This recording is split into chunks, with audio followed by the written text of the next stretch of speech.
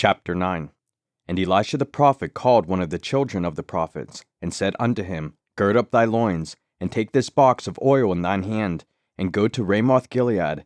When thou comest thither, look out there Jehu the son of Jehoshaphat the son of Nimshi, and go in, and make him arise up from among his brethren, and carry him to an inner chamber. Then take the box of oil, and pour it on his head, and say, Thus saith the Lord, I have anointed thee king over Israel. Then open the door, and flee, and tarry not. So the young man, even the young man the prophet, went to Ramoth Gilead. And when he came, behold, the captains of the host were sitting. And he said, I have an errand to thee, O captain. And Jehu said, Unto which of all us? And he said, To thee, O captain. And he arose and went into the house. And he poured the oil on his head, and said unto him, Thus saith the Lord God of Israel, I have anointed thee king over the people of the Lord, even over Israel.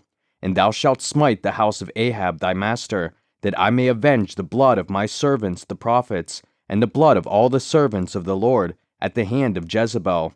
For the whole house of Ahab shall perish, and I will cut off from Ahab him that pisseth against the wall, and him that is shut up and left in Israel. And I will make the house of Ahab like the house of Jeroboam the son of Nebat, and like the house of Baasha the son of Ahijah.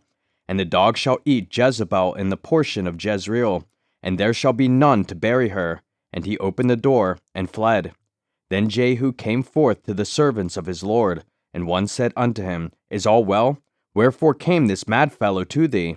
And he said unto them, Ye know the man, and his communication. And they said, It is false. Tell us now. And he said, Thus and thus spake he to me, saying, Thus saith the Lord, I have anointed thee king over Israel. Then they hasted, and took every man his garment, and put it under him on the top of the stairs, and blew with trumpets, saying, Jehu is king. So Jehu the son of Jehoshaphat, the son of Nimshi, conspired against Joram. Now Joram had kept Ramoth Gilead, he and all Israel, because of Hazael king of Syria. But King Joram was returned to be healed in Jezreel of the wounds which the Syrians had given him, when he fought with Hazael king of Syria. And Jehu said, If it be your minds, then let none go forth, nor escape out of the city to go to tell it in Jezreel. So Jehu rode in a chariot, and went to Jezreel, for Joram lay there. And Ahaziah king of Judah was come down to see Joram. And there stood a watchman on the tower in Jezreel, and he spied the company of Jehu as he came, and said, I see a company. And Joram said, Take in horsemen, and send to meet them, and let him say, Is it peace? So there went one on horseback to meet him, and said, Thus saith the king, Is it peace? And Jehu said, What hast thou to do with peace? Turn thee behind me. And the watchman told, saying, The messenger came to them, but he cometh not again. Then he sent out a second on horseback, which came to them, and said, Thus saith the king, Is it peace? And Jehu answered, What hast thou to do with peace? Turn thee behind me. And the watchman told, saying, He came even unto them, and cometh not again. And the driving is like the driving of Jehu the son of Nimshi, for he driveth furiously. And Joram said, Make ready. And his chariot was made ready. And Joram king of Israel and Ahaziah king of Judah went out, each in his chariot. And they went out against Jehu, and met him in the portion of Naboth the Jezreelite.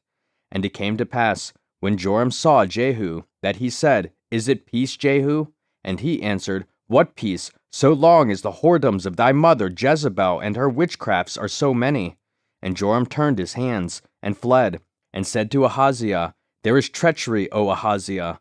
And Jehu drew a bow with his full strength, and smote Jehoram between his arms, and the arrow went out at his heart, and he sunk down in his chariot. Then said Jehu to Bidkar his captain, Take up, and cast him in the portion of the field of Naboth the Jezreelite. For remember how that, when I and thou rode together after Ahab his father, the Lord laid this burden upon him. Surely I have seen yesterday the blood of Naboth, and the blood of his sons, saith the Lord, and I will requite thee in this plat, saith the Lord. Now therefore take and cast him into the plat of ground, according to the word of the Lord. But when Ahaziah the king of Judah saw this, he fled by the way of the garden house. And Jehu followed after him, and said, Smite him also in the chariot. And they did so at the going up to Gur, which is by Ibleam. And he fled to Megiddo, and died there. And his servants carried him in a chariot to Jerusalem, and buried him in his sepulchre with his fathers in the city of David. And in the 11th year of Joram the son of Ahab began Ahaziah to reign over Judah.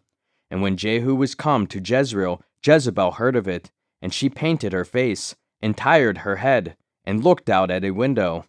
And as Jehu entered in at the gate, she said, Had Zimri peace, who slew his master? And he lifted up his face to the window, and said, Who is on my side? Who? And there looked out to him 2 or 3 eunuchs. And he said, Throw her down. So they threw her down, and some of her blood was sprinkled on the wall, and on the horses. And he trode her under foot. And when he was come in, he did eat and drink, and said, Go, see now this cursed woman, and bury her, for she is a king's daughter. And they went to bury her, but they found no more of her than the skull, and the feet, and the palms of her hands.